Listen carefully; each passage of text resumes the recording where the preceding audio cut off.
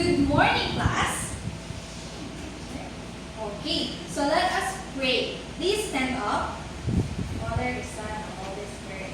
Thank you, Lord, for this opportunity to learn and to grow. Help us to be attentive and be open-minded. Amen. Okay, Father, the Son, and the Holy Spirit. So you may now sit down, class. So good morning, everyone. So kumain na ba ang lahat? Okay, very good. So how are you all doing today? Okay, nice. So before we start our lesson, please arrange your chairs. Pulutin yung mga kalat.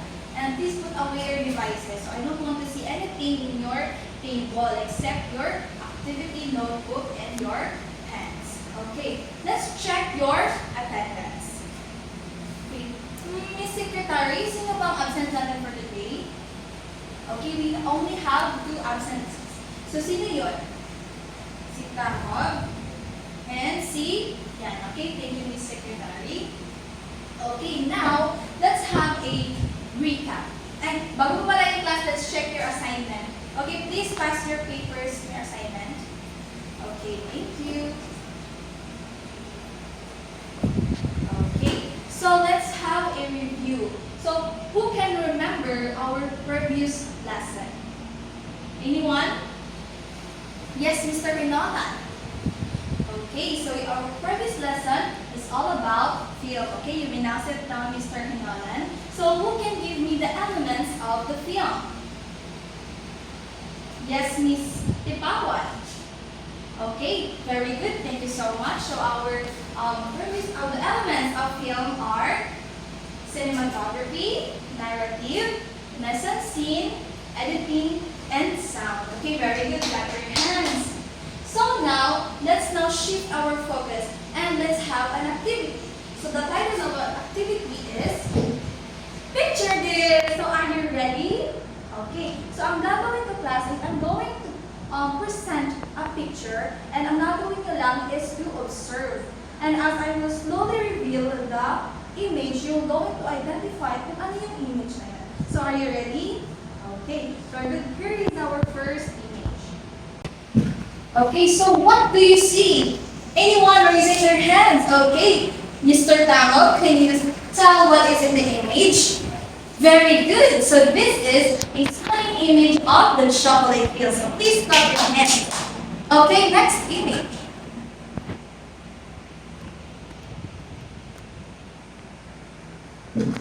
Okay, so what have you observed?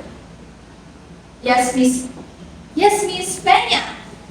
Okay, very good. Thank you so much, Miss Peña. So this is an image of a woman wearing her traditional clothing. Okay, very good. Now, I have a question. So, what have you noticed when you first saw the crop version class? Yes, Mr. De La Cruz?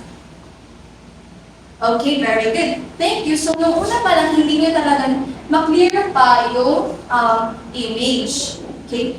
How about, what do you notice nung slowly, gina-reveal ko na yung image? So, mas klaro na yung whole image niya. So, alam na natin kung ano yung whole image niya. Okay, very good. So, we have our last image.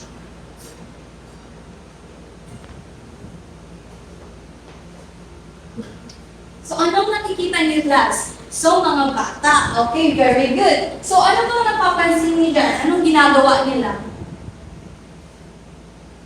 Anong ginagawa nila? Anyone? Okay. Yes, Mr. Hinalan? Nakasmile? Pwede? Okay, what if I zoom it out? So, ano yung ginagawa nila, class? Yung Sister Tamil. Okay, very good. So, ang ginagawa nila ay sila ay kumakanta. Bakit? Ano ba sa tingin ninyo? Ano bang details sa image ang nagsasabi na kumakanta sila? Okay, dahil sa mga hawak-hawak nilang mga instrument and pangtambol. So, it creates a sound. So, what else? Sa tingin nyo, saan sila kumakanta? Okay, ano bang occasion ang meron sa picture na yan? Anong occasion sa tingin nyo sila kumakanta? Very good. So, it's a Christmas season. Okay, dahil may nakita kayong barol. Okay, thank you very much. So, thank you for your wonderful responses, everyone. So, based on the image na pinakita natin kanina, ano sa tingin niyo ang magiging lesson natin for today? Very good. Photography. So, our lesson for today will all about be photography. So, who loves taking pictures here? Okay, so everyone is raising their hands. So, sino ba talagang hindi magugustuhan ang mag-take ng picture, di ba? And very evident yan sa ating social media, kahit saan, pwede natin picturean, like sunset, yung moon, pinipicturean natin. So before we go into our discussion, let's read our learning objectives. Okay.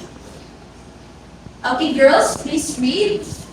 Identify at least 3 prominent Filipino photographers. Okay, later on, we will going to identify, or we're going to learn the names of the different prominent Filipino photographers and aalamin natin kung ano ba yung klase kinukuha nila. Okay? Next, boys, please read. Express interest in exploring the works of Filipino photographers through active discussion. So mamaya, I will gonna show you some examples of Filipino photographers and ang gagawin niyo is you're going to share or your ideas or opinions kung ano yung works nila. Okay? Lastly, please all read. Demonstrate basic photography skills by capturing photographers that reflect the distinct characteristics of Filipino photography. So mamaya, ilalabas niyo yung mga cellphone niyo dahil gagamitin natin yan for capturing images that reflect the distinct characteristics of Filipino photography. Okay. Now, just like the writer uses word, what do you think yung ginagamit ng photographer to tell a story? Yes, he uses his camera. Now, we will be having another activity. Are you ready again? Okay, thank you so much. So ngayon, ang gagawin natin is pareho lang din sa ginawa ng activity kanina. So I'm going to show you an image. Ang gagawin niyo, your job is to identify the mood, the colors, kung ano ba yung ginamit ng photographer sa kanyang image. Okay, so the title of our activity will be Picture Analysis. So here is the image. Yan. So, I will give you 5 minutes class to observe the images. Okay, 5 minutes is done. Thank you so much. So, what do you think the photograph is telling? Yes, Mr. Ninolan, what do you think the photograph is telling? The love of a mother. Okay, pwede. Anyone else? Any answer? Yes, Mr. Dao. Okay, very good. So the mother is sleeping with her children in a cemetery. Why? Why do you think she is sleeping with her children in a cemetery? What details in the image support your interpretation? Okay, yes, Miss Tipawan. Very good. Because merong gravestone sa image or lapida. So ibig sabihin, sila ay nakatira sa isang cementerio. Okay, very good. So what details in the image? What social issues might this photograph be addressing? Anyone? Yes, Miss Elaine, what is your answer? Thank you. Okay, very good. You may now sit down. So the social issues that the photograph is telling is all about poverty. Why? Kasi walang permanente or walang permanente tirahan yung mag-ina. And they are, they are sleeping in a cemetery. Sabihin, walang permanent house and very unhealthy yung environment ng children. Okay, very good. Thank you for your wonderful responses. Now, since we will go into tackle about photography, let's now question, what is photography? So, please read. Okay, in its early stages during the late 19th century, photography was viewed as a purely technical process that of recording visible images by light action on light-sensitive materials. In fact, its very name from the Greek photos, meaning light, and graphos, meaning writing. So, dati po pala class, the people sees it as a simple way to just capturing the lights. So sa kanila, hindi pa yun parang they didn't see it as a form of art yet. So hindi pa siya form of art. Now, what is the photographer as artist? So, focusing the camera at a subject and clicking the shutter is photography as process. So, just like anyone, di ba lahat tayo kapag may nakikita tayo yung video na picture natin. But a photographer does see it in a special way. Bakit kaya nakikita yun ng photographer? Any ideas? Okay. Yes, Miss Kanya, what is your idea? Okay, very good. So, hindi lang siya overall, according kay Ms. Peña, hindi lang niya overall nakikita yung tree as a tree. But the way na dumako yung birds sa isang branches ng tree, pwede yun. The way yung wind, dinadala ng leaves, ayun, pwede yun. So, yun yung ginagawa nilang special na yung ng photographer yung tree. Okay, next. The photographer as communication. So being a modern art form means that photography is not viewed as being more than just beautiful. It is also considered one of the most powerful means of communication. So the photographer as communication. So what if class nakita tayong image of a cute puppy or cute na animal sa social media? Ano yung nati-feel ninyo? Yes, very good. So, natutuwa kayo, di ba? Nagpapasmile kayo. So, paano naman kung ano nakita niyo sa social media is children suffering from hunger? What do you feel? Okay, yes, Mr. Tango. Okay, very good. So, mag-feel niyo na parang gusto niyo tumulong. Parang nakakawa kayo at parang gusto niyo tumulong. So, photographer as communication. So, photography is just like in language that everyone can understand. Okay, next we have, please read. Photographs are vital tools in communication fields such as journalism, advertising, education, and imports of law. So, ang photography daw class, ang photographs ay hindi lang siya just by clicking. So, pwede rin siyang just to inform and to persuade and to educate us. So, di lang siya talaga picture. It's just not mere picture. Marami pa siyang pwedeng gawin. Like, they all have also been used to eloquently speak out against social and political issues. Now naman, since we are talking about photography, may mga kilala ba kayong mga Filipino photographers? Okay, iilan lang. So ngayon, pag-aaralan naman natin at kilalanin natin kung sino-sino yung mga famous Filipino photographers. Una na dyan ay si George Tapan. So, kindly read. George Tapan is a renowned Filipino travel photographer with a career spanning over 5 decades, starting as photographer for movie posters, and he transitioned to travel photography, capturing the essence of various regions in the Philippines. So, malaki daw ang naging contribution ni George Tapan sa Philippines. Bakit kaya class malaki ang kanyang contribution? Okay, Miss Tipawan, what is your answer?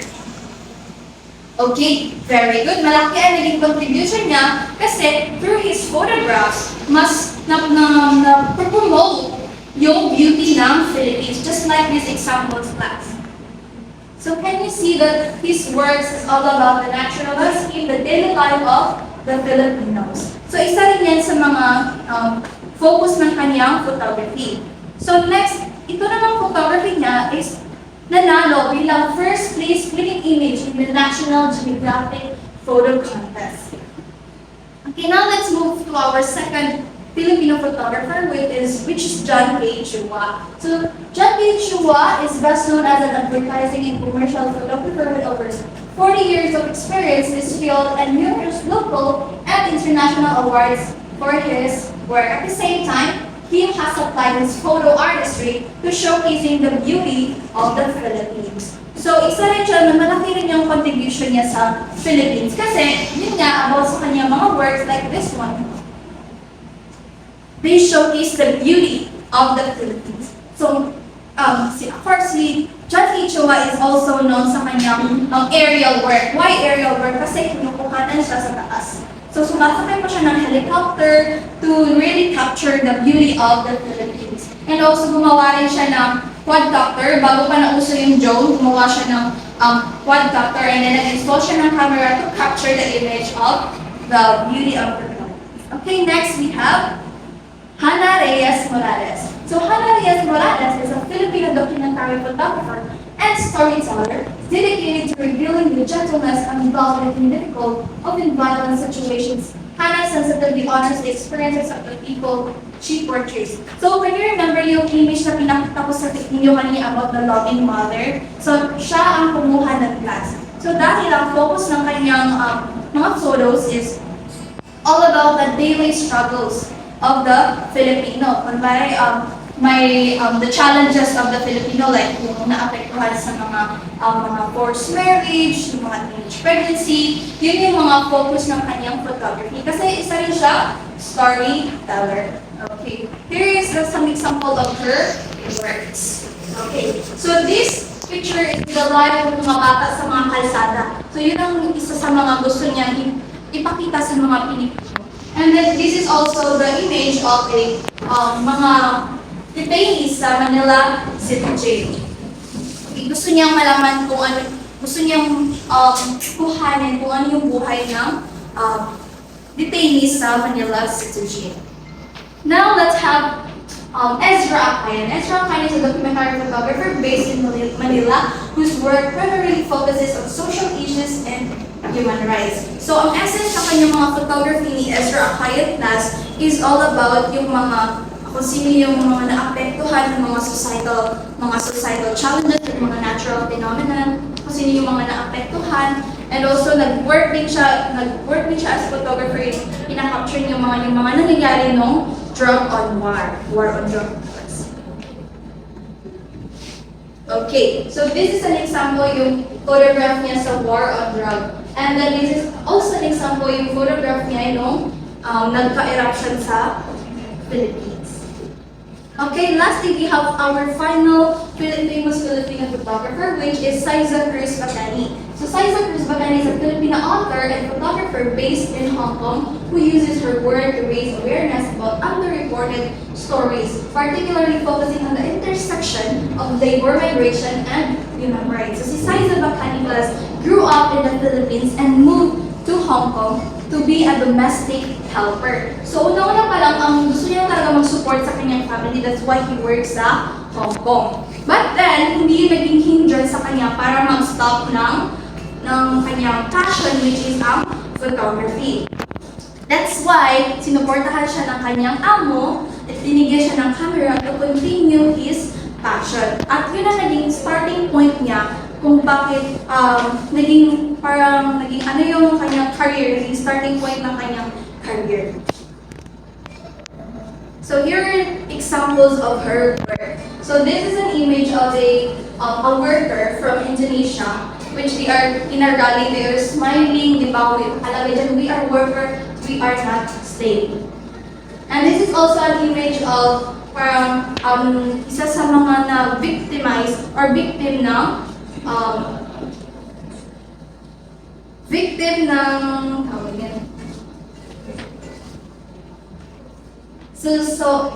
ng domestic abuse, victim siya ng abuse. So now next, our characteristics of Philippine photography. So sa photography class, hindi lang iisa yung characteristics. So marami yan. To create a great photography, we have a mixture of characteristics. So una na dyan ang interesting foreground. So interesting foreground is the portion of the frame that is closest to the camera. So for example, so this is the foreground, yung pinaka-closest sa camera. And then middle ground, and then the background. Next, we have sharpness. A sharp photograph shows intent and skills, and there are times that some parts of an image are blurry or vague, but can be enhanced with the use of natural density filters. So this is an example of a sharpness. Diba, very detailed, very klaro ang kanyang photograph. Okay, next we have interesting perspective. Sometimes all photographs need to be interesting. In order to do this, there should be a change of perspective. Just like this example, diba, it is taken from below to make a long image para gawing matangkad yung subject niya. Okay, now next we have good lighting. So not under or overexposed values. So photographer knows how to really work with light to create some truly stunning images, and some rules are meant to be broken, and lighting is one of them. Bakit kaya importante ang maganda yung lighting sa isang photography? Okay, very good. So para mas kaaya-aya siyang tignan. Okay, thank you so much. So next we have symmetry. So it is the quality of being made up of exactly similar parts facing each other around an axis. So ano napansin niyo dyan class sa image niya? Okay, it mirrors. So balance lang sila. Okay, very good. Thank you so much. So our next characteristics is shadow. So it gives depth to two-dimensional images or just interesting and composition builders. So what have you noticed in this image class? So it is actually a surfer, pero the photographer wants to capture na para siyang butterfly. So hindi siya, ginamit niya yung parang shadow to create an illusion na parang butterfly siya. So magaling yung job ng photographer dyan. Next, we have the contrast. It is the visual ratio of different tones in an image, and this difference is what creates the textures, highlights, shadows, colors, and clarity in a photograph. So this is an example of a contrast. Bakit? So, ang dark color, nag-pop up siya. So, black siya. So, mas naging pop up yung black color than the white color. Next, we have human interest. So, campaign shots stand out. It is better to see photos with a subject who is not reacting to the camera but instead living their life. So, this is an example. So, ano yung napansin ninyo, class? Are they reacting on the camera? They're not. So, they are just playing. Wala silang pakialam naman nag-take ng picture sa kanila. Okay, very good. Now, next we have isolation. So, it is the ability to draw the viewer's attention away from anything distracting in the image and lead them right to the main subject. Now, based from this photo class, anong napansin niyo? Okay, very focused sa kanya yung subject. Ano yung subject nila? Okay, yung bird. Very good. Now naman, dahil alam na natin kung ano yung mga characteristics ng Filipino photography. Ngayon naman, as we view these images, I want you to tell ano yung characteristics na meron dito sa photography nila. So this is an image of George Tapan. It is photography. So what do you think is the characteristics of his photography? Anyone? Yes, Miss Peña, you are raising your hand. Okay, very good. Meron siyang interesting foreground. Bakit? Ano ba yung foreground niya? Okay, the Bandiana. Yung background niya is yung volcano. Okay, very good. Next, we have, okay, this is an image of John P. Chua. What do you think is the characteristics of this image? Okay, very good. So, interesting perspective. Bakit kaya? Because it is taken at a higher angle. Okay, very good. How about this one? Okay, anyone who can answer characteristics? Okay, very good. It is a human interest. Because what? Are they reacting on the image? No, they are just living their lives and they are just working. Okay, thank you so much. How about this one? Okay, very good. It is one of the characteristics is shadow. Now that we have learned the different characteristics of Filipino photography, let's now bring your camera. So ilabasan natin yung mga cameras natin. And then we're going to capture a photo inside the classroom with your own chosen themes and share how you come up with those concepts. So I will be giving you 10 minutes to do your task. So before that, we have our rubrics. So our rubrics will be the concept, the technical skills, and for presentation. So isa yan sa ibibigyan natin ng score. Okay? Okay, 10 minutes is done. So please settle down, class. Okay, now who can volunteer to present her output? Okay, Miss Yan, you volunteer. Okay, very good. Okay, please give a round of applause for Miss Yan. Okay, I like the way she presents her output. Kasi ang image na pinicture niya is yung chair. So, ang characteristic daw na ginamit niya is yung isolation. Bakit isolation? Kasi mas nakafocus lang siya sa chair. Okay, very good. Now, for the others naman na hindi nakapresent, you can send it to me on Messenger and send niyo kung paano kayo nag-come up sa ganong concept. Okay, now that we have completed our activity, let's now take a moment to reflect on what we have learned today. Okay, so I have a question. So how do you think people see and share appreciate the beauty of the Philippines, the culture of the Philippines? Anyone? Yes, Miss Tipawan, you're raising your hand. Okay, very good. So by capturing yung mga festivals sa Philippines, yung mga beauty nila, it can help to promote the Philippines. So next question. So what do you think are the challenges that is faced by our Filipino photographers? Anyone? Okay, yes, Mr. Tama, you are raising your hand. Okay, very good. So, isa sa mga challenges na hinaharap ng mga Filipino photographers is how to keep up with the trend. And also, the lack of support. Kasi hindi lahat naman ng mga photographers is nakikilala. So, how will they overcome it? What do you think? Yes, Mr. Hinolan, you're raising your hand. Okay, very good. By showcasing it in a local gallery. So, pwede silang mag-partner sa ating mga local government to really showcase their artwork. Okay. Now, for our, to further assess our understanding, we will be having a short quiz. So, I'm going to hand you out a test paper. And then after 5 minutes, you will be giving it back to me. I will give you 5 minutes to answer the question. Okay, both hands up. Please pass your papers. Okay, thank you very much. So now let's check our quiz. So what do you think is the answer for number 1? Okay, very good. It's letter A. So now who get the perfect score? Okay, very good. How about the others? Okay, very good. Now for your assignment, by a group of 5, select a subject for your photo project, either the natural environment around you, so you can take a picture at the farm or sa plaza, pwede po, and then, or people at work in the community, so pwede yung mga vendor natin or anything na who work in the community, and capture 5 to 10 images that represent your chosen theme, then pick your top 3 photos and write a short reflection on each, describing the content, personal significance, and insights gained during the process. So for our criteria, here it is. So for our concept, bigyan natin ng score and technical skills and presentation. Okay.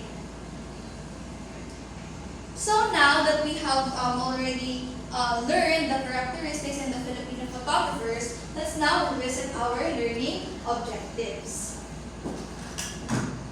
Okay. Did we are we able now to identify kung sino-sino yung mga Filipino photographers? Okay, can anyone name them? Okay, meron Saiza Bacani, Hannah Reyes Morales, okay, another more. John K. Chua, George Tapan, and Ezra Akayan. Okay, very good, got your hand. Now, did we able to express our ideas or opinions regarding the photographer's works? Okay, very good, yes. How about did we able to capture images that reflect the distinct characteristics of Filipino photography? Okay, very good. Now I have a question, class. Okay, so what do you think is the role of the Filipino photographers in addressing the social issues? How do you think, how will they raise a social awareness about the social issues? Anyone? Yes, Mr. Padernal, you are raising your hand. Okay, very good. So by capturing images, yung mga naapektuhan ng mga challenges, yung mga problems, pwede na lang i-capture, to be able to help them. Kasi through it, magkakaroon ng yung interest yung mga tao to help other people by just a single photograph. So again. Okay, now what do you think are the role of the Filipino photographer in the Philippines in reflecting the daily life? Okay, very good. So isa yan sa mga role ng photographer in daily life is to capture the images to promote the Philippines to capturing yung mga festivals or any occasions in the Philippines. Okay, very good. So do you have any question, class? None. So thank you very much for your cooperation. So thank you, class.